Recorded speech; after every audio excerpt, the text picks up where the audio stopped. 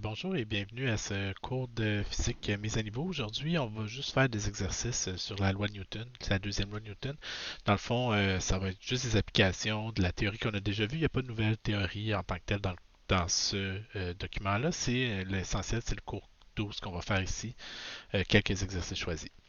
Donc, en premier lieu, on va faire l'exercice numéro 1 ensemble. Dans la question numéro 1, on vous dit un bloc de 3 kg descend le long d'un plan incliné rugueux, donc il y a du frottement. Le plan est incliné à 25 degrés, le coefficient de frottement est 0,15. Donc, ce qu'on va faire ensemble, c'est qu'on va commencer par tracer les forces qui agissent pardon, sur le bloc. Donc, comme toujours, on va tracer uniquement le bloc, premièrement. On isole toujours l'objet de son environnement, puis on va regarder l'ensemble des forces qui agissent sur lui. Donc, il y a toujours l'action de la gravité terrestre qui tire toujours vers le centre de la Terre, indépendamment qu'on soit sur un plan incliné ou pas. Ici, vous avez un contact entre le bloc et le plan incliné. Donc, le plan incliné va pousser contre le bloc, va exercer sur lui une force normale qui est toujours perpendiculaire aux surfaces qui sont en contact. Puis ensuite, vous avez une force de frottement parce qu'on précise que le bloc est retenu, on empêche de glisser. Une fois que l'ensemble des forces a été déterminé, ce qu'on va faire ensemble, c'est qu'on va commencer par identifier dans quelle direction le bloc accélère. Okay?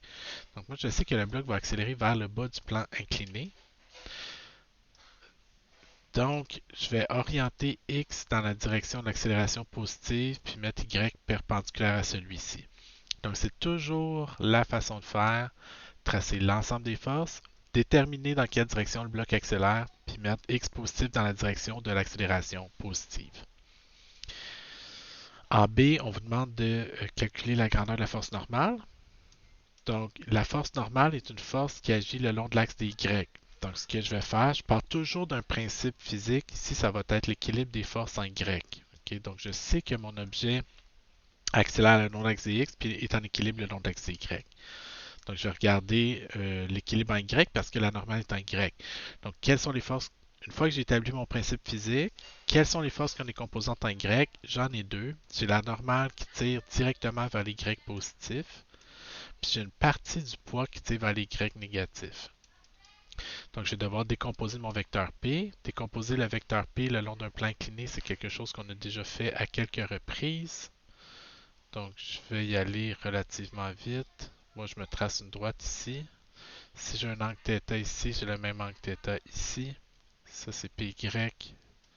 Ça, c'est PX. Donc, je vais les tracer en bleu, par exemple, juste pour qu'on les distingue bien. Donc, PY ici, PX ici. Donc, j'ai PY sur P qui est égal au cosinus de 25, puis PX sur P qui est égal à sinus de 25. Donc, ici, le PY va être égal à P. Mon objet est un bloc de 3 kg, donc son poids est 29,4 Newton. 29,4 fois cos de 25 qui vaut 26,6. Puis Px est égal à 29,4 fois sinus de 25, donc à 12,4 Newton. Donc je vais garder ça en mémoire. Je n'en ai besoin de toute façon, donc je vais les conserver ici. OK? Pardon. Donc la normale est égale à Py. Py est égal à 26,6. Donc la normale est égale à 26,6 newton. En C, on vous demande de trouver la grandeur de la force de frottement. C'est du frottement cinétique parce que le bloc est en mouvement. On sait que la force de frottement cinétique, c'est toujours la grandeur du coefficient de frottement multiplié par la normale. Donc ça fait 0,15 fois 26,6.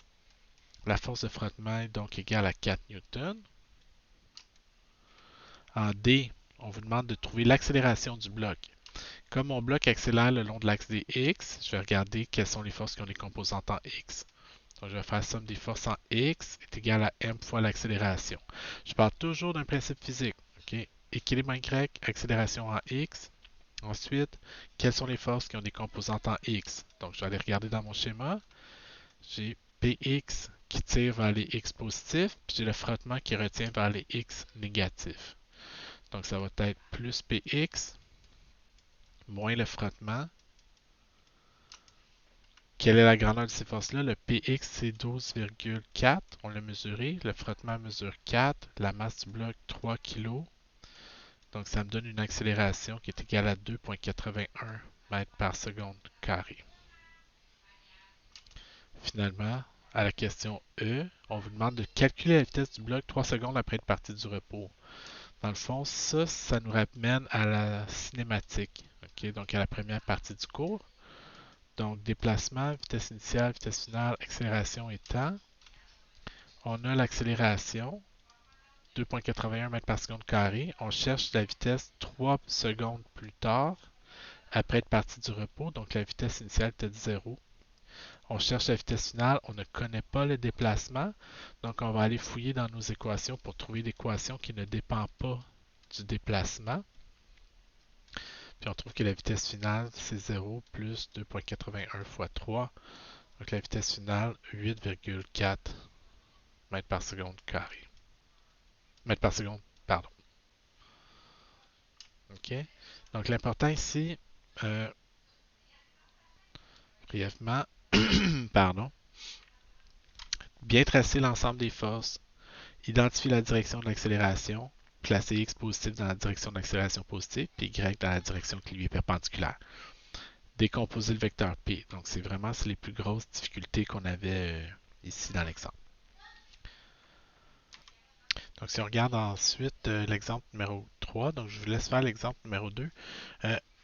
Dans l'exemple numéro 2, par contre, vous ferez juste attention parce que ici, la normale n'est pas égale au poids, OK? Au poids, pardon. Il y a une partie de la force, de la tension avec laquelle on tire, qui tire le long de l'axe Y. Fait qu'il faut vraiment faire attention que c'est l'équilibre en Y qui nous renseigne sur la grandeur de la normale. Donc, il faut poser somme des forces en Y égale à 0 puis résoudre. À la question 3, on vous dit tracer le diagramme des forces qui s'exercent sur les deux objets. Donc, ce qu'on va faire, c'est qu'on va tracer ensemble le bloc 1 puis le bloc 2. Donc, bloc 1 puis bloc 2. Puis on va tracer l'ensemble des forces qui agissent sur chacun. Donc, sur le bloc 1, vous avez le poids de l'objet 1 et la normale qui empêche le bloc de passer à travers le plancher. Vous avez une force de frottement qui retient le bloc, puis une tension qui tire sur le bloc. Sur le bloc 2, vous avez le poids de l'objet 2 qui entraîne le système vers le bas, puis vous avez la tension qui retient l'objet vers le haut. Okay, donc les tensions dans les cordes, encore une fois, là, c'est pas nouveau, ils vont toujours tirer sur les cordes. Okay? Donc, ils vont toujours tirer sur les objets, pardon. Donc, c'est normal que la tension soit différente sur chacun des deux objets. Étape suivante, tracer les systèmes d'axes. Avant de tracer les systèmes d'axes, qu'est-ce qu'on fait? On doit identifier dans quelle direction les objets accélèrent. C'est toujours la même démarche. L'objet 1 accélère dans cette direction-là. L'objet 2 accélère dans cette direction-là. Donc, ce qu'on remarque, c'est que chaque objet va avoir son propre système d'axe où X pointe toujours dans la direction de l'accélération positive. Okay? C'est encore une fois très important parce que c'est ça qui va me permettre de comparer des pommes avec des pommes. Si je veux avoir deux équations avec deux inconnus, il faut absolument que les deux équations soient identiques. Okay? Si je veux faire ça, si je veux comparer des variables, si je ne veux pas avoir trois inconnus, ben, je dois avoir deux inconnus. Pour ça, il faut que les accélérations soient positives dans les deux cas. Donc, on vous dit quelle masse doit-on suspendre au bout de la corde pour obliger les blocs à se mettre en mouvement. Bien, il y a du frottement statique au départ qui retient le bloc 1. Donc, imaginez que vous mettez une masse M2 très faible. Qu'est-ce qui va se passer? Bien, la tension dans la corde va être faible, donc la force qui va essayer d'entraîner le bloc 1 va être faible. Donc, le bloc 1 va rester immobile. Au fur et à mesure qu'on augmente la masse 2, on augmente la tension dans la corde, ce qui va faire que la force qui entraîne le bloc 1 va devenir de plus en plus grande. À un moment donné, on va atteindre une masse telle que la force de frottement statique requise va être égale à Fs max. Puis à ce moment-là, si on dépasse cette masse-là, le bloc ne pourra pas rester immobile. Donc, on sait que la masse la plus grande qu'on peut mettre avant que ça se mette en mouvement est reliée à Fs max. Puis on sait aussi que Fs max est proportionnel à la normale, c'est mu S fois la normale. Donc j'ai besoin d'évaluer la normale sur le bloc 1 en partant. Donc en B, qu'est-ce que je vais faire? Je vais regarder l'équilibre en Y sur le bloc 1. OK? Quelles sont les forces qui agissent sur le bloc 1 en Y? J'ai la normale vers le haut, le poids vers le bas. Donc la normale 1 est égale à P1. P1, c'est un bloc de 2 kg. Donc ça me donne 2 fois 9,8, 19,6 newtons. Fs max est égal à mu S fois la normale, à 0,3 fois 19,6, qui vaut 5,88. Donc, si je veux mettre mon objet en mouvement, il faut que la tension soit au moins de 5,88 newtons. Donc, si je regarde maintenant les forces sur le bloc 2,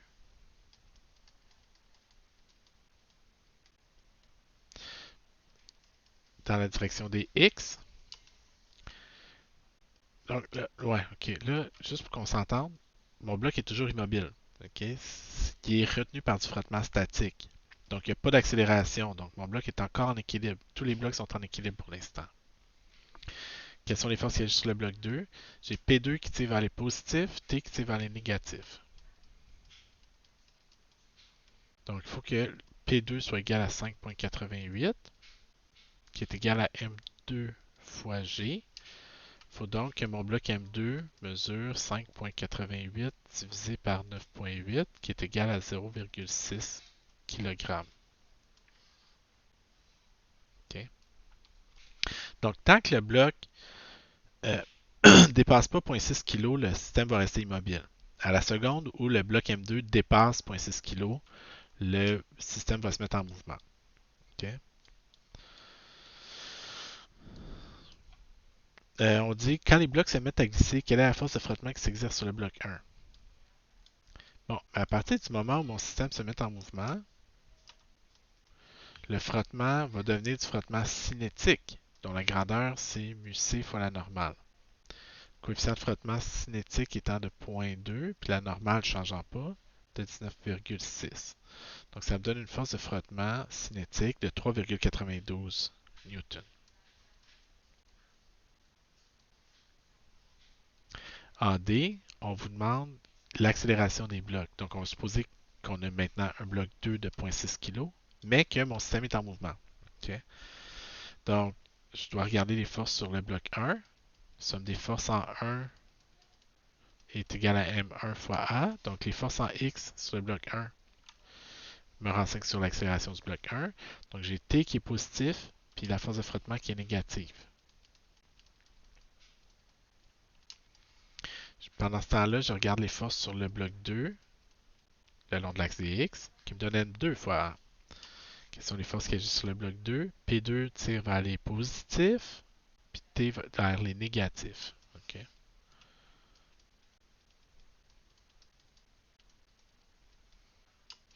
Donc, j'ai T moins 3,92 est égal à 2 fois A.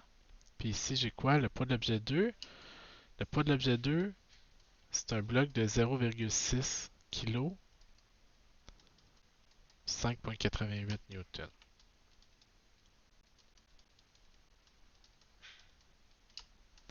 Donc, on a deux équations avec deux variables.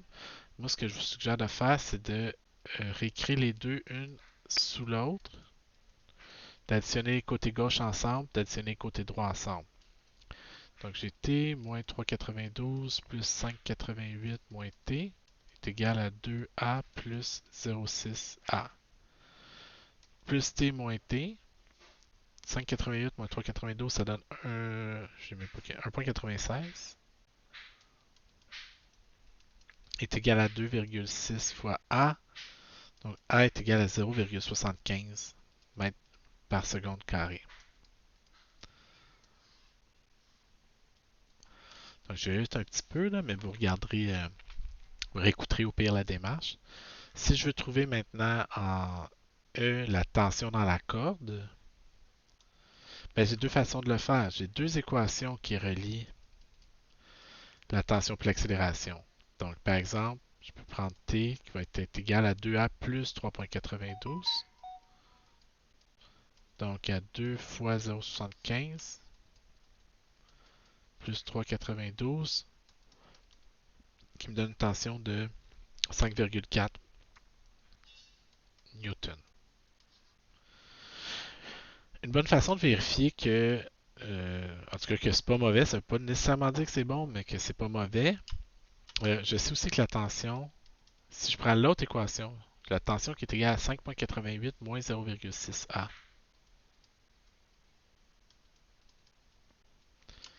Donc, si je calcule 5,88 moins 0,6 fois 0,75, je trouve encore à peu près 5,4. Okay. Donc, ce que ça veut dire, c'est que ça ne veut pas nécessairement dire, bon, le fait que je trouve les deux, ça veut dire que j'ai pas fait d'erreur dans cette partie-là du problème ici. Là. Quand vient le temps de résoudre, pour T et pour A, j'ai pas fait d'erreur nécessairement là. OK? Si les deux réponses étaient différentes, par exemple, c'est un indice que j'ai fait une erreur en quelque part. Puis en F, maintenant, ce qu'on vous demande, combien de temps ça prend au bloc pour se déplacer de 20 cm à partir du repos? Ben, même chose, on va faire un peu de cinématique. Donc, déplacement, vitesse initiale, vitesse finale, accélération et temps. On veut se déplacer de 20 cm à partir du repos. Donc, la vitesse initiale est 0.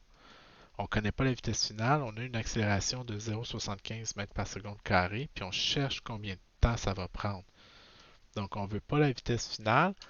On va prendre l'équation qui ne fait pas intervenir la vitesse finale. C'est déplacement est égal à vitesse initiale fois temps plus 1 demi A fois delta t au carré. Donc ici, mon déplacement est égal à 0. Ça, c'est 0. Plus 1 demi fois A fois delta t à la 2.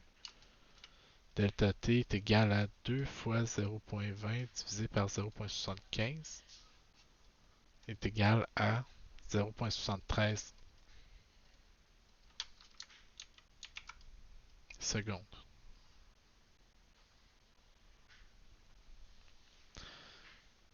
OK. Puis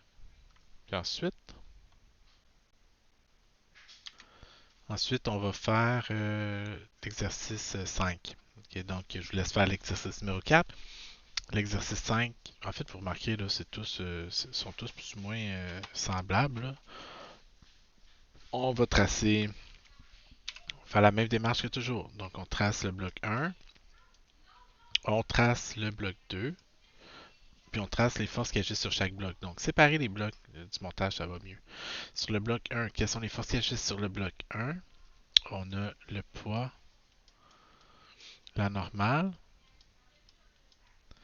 on a une tension, puis on a un frottement. OK, donc on vous dit, on vous le précise pas, mais les blocs sont en mouvement déjà. OK, donc c'est du frottement cinétique sur le bloc 1 qui retient le bloc. Sur le bloc 2, on a le poids de l'objet 2. On a la normale sur l'objet 2. Ici, on a la tension qui tire sur le bloc, puis on a aussi le frottement sur l'objet 2 qui s'oppose au glissement. Donc le bloc 2 glisse vers le bas du plan incliné, entraîne le bloc 1 avec lui. Le bloc 2 glisse vers le bas du plan incliné, entraîne le bloc 1 avec lui. Excusez ça. Donc, la force de frottement s'oppose au glissement du bloc toujours. Ensuite, qu'est-ce qu'on fait? On détermine dans quelle direction accélère chacun des blocs. Donc, l'objet 1 accélère dans cette direction-là. L'objet 2 accélère dans cette direction-là. Ce qu'on fait par la suite, on place X positif dans la direction d'accélération positive, puis Y perpendiculaire. Donc, chaque bloc a son propre système d'axe. OK? Puis ce qu'on va faire ensuite, c'est, bon, là on y va, on vous donne un peu l'ordre des choses à faire. On vous dit déterminer la normale sur le bloc 1. Donc, même affaire. La normale sur le bloc 1 est dans la direction Y. Je vais faire la somme des forces en Y sur le bloc 1. Donc, je sais que mon bloc est en équilibre en Y. Okay? Donc, j'ai la normale qui tire vers le positif, le poids du bloc 1 vers les négatifs. La normale sur le bloc 1 est égale au poids du bloc 1. Le bloc 1 est un bloc de 2 kg. 2 fois 9,8. Normale 1, 19,6 Newton. En C, trouver le frottement sur le bloc 1. Mais c'est du frottement cinétique. Le frottement cinétique sur le bloc 1, c'est toujours le coefficient de frottement cinétique multiplié par la normale. Donc 0,2 fois 19,6 qui vaut 3,92. Donc le frottement sur le bloc 1, 3,92 Newton.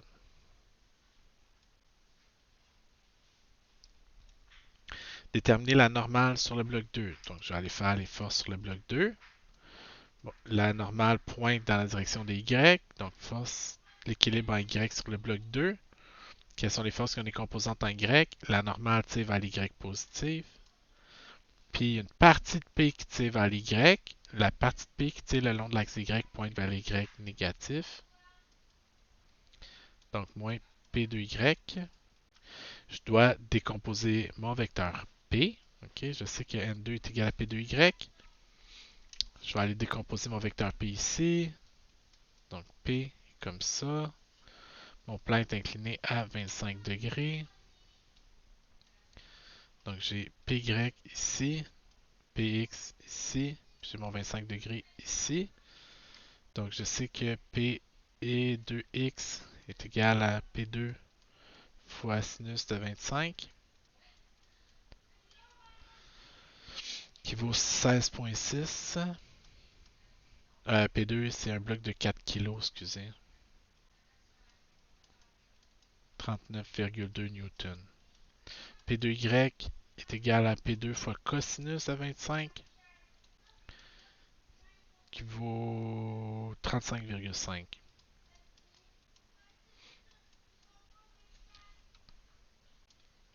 Donc, la normale 2 est égale à 35,5 newtons. On vous demande en E la force de frottement qui agit sur le bloc 2. La force de frottement, c'est le coefficient fois la normale. Donc, la force de frottement sur le bloc 2 vaut 7,1 newtons. En F, déterminer l'accélération des blocs. Donc, c'est là qu'il faut que je fasse plus attention. Donc, je sais que l'accélération est en X. Donc là, je vais regarder la somme des forces en X. Somme des forces en X sur le bloc 1 me donne la masse du bloc 1 fois son accélération. Quelles sont les forces en X? J'ai la tension vers les positifs, F1 vers les négatifs. Qu'est-ce que je connais? La force de frottement F1 qui vaut 3,92. La masse du bloc 1, 2 kg. Donc j'ai deux inconnus. Qu'est-ce que je vais faire? Je vais aller regarder, ça va être ma première équation, je vais aller regarder les forces sur l'objet 2. Donc les forces en X sur l'objet 2 me donnent la masse de l'objet 2 fois son accélération. Quelles sont les forces en X sur l'objet 2? J'ai une partie de P le long de l'axe des X qui tire vers les positifs. C'est ça qui entraîne mon système essentiellement. J'ai deux forces qui s'opposent au mouvement, la tension puis la F2. Donc, P2X, j'ai déterminé sa grandeur, 16,6 newtons. La tension T est inconnue, la force de frottement F2, qu'on a déterminé précédemment, mesure 7,1. La masse du bloc 2, 4. Donc j'ai 16,6 moins 7,1 qui donne 9,5.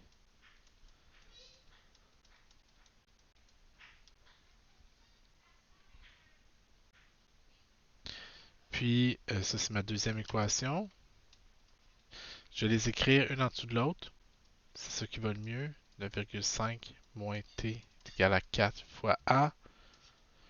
J'additionne les côtés gauche, j'additionne les côtés droit. T moins 3,92 plus 9,5 moins T est égal à 2A plus 4A. Donc j'ai 5,50, 5,55, 5,52, 5,42. Ah, j'aime pas ça dans ce temps-là. J'ai trop arrondi dans les autres calculs, là, donc 5,58, pardon.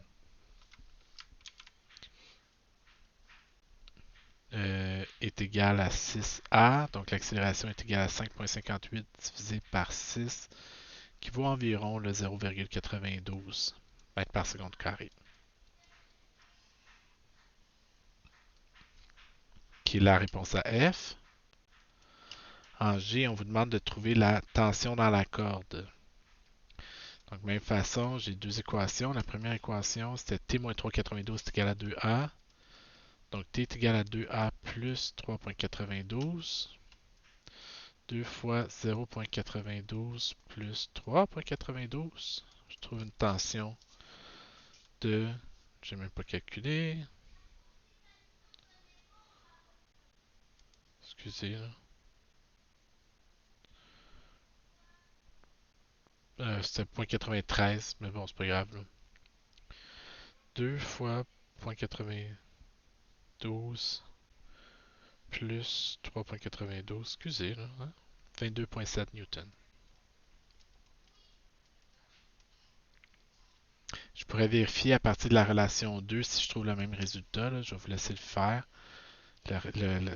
La tension est égale à 9.5 moins 4A en théorie. OK, donc on vérifie qu'est-ce que ça me donne. Ça devrait donner la même chose. Puis en G, ah, mais c'est ça, on vient de trouver la réponse à G. Donc c'est tout. OK? Donc, vous voyez, un petit peu plus de calcul ici, là. Mais en théorie, c'est pas particulièrement plus compliqué. On suit les étapes. Donc, encore une fois, j'insiste là-dessus. Partez toujours d'un principe physique. Équilibre en Y. F égale ma. OK, on part toujours d'un principe physique, puis après ça, on fait les maths. OK, imaginez que c'est un prof de mathématiques qui vous corrige, là, puis ça devrait bien aller. Donc, je voulais faire avec vous juste ces quelques exercices-là. Là, OK? Je vais vous laisser. Vous remarquerez ici, là, le cours 13, c'est de la révision. C'est écrit qu'il y aura un examen au prochain cours. Il n'y en aura pas. Là, OK? Vous devriez être capable de faire tout ça maintenant. OK? Donc, il va y avoir un petit quiz encore sur les forces. Puis, prochain cours va concerner le travail et l'énergie. Donc, on se voit bientôt.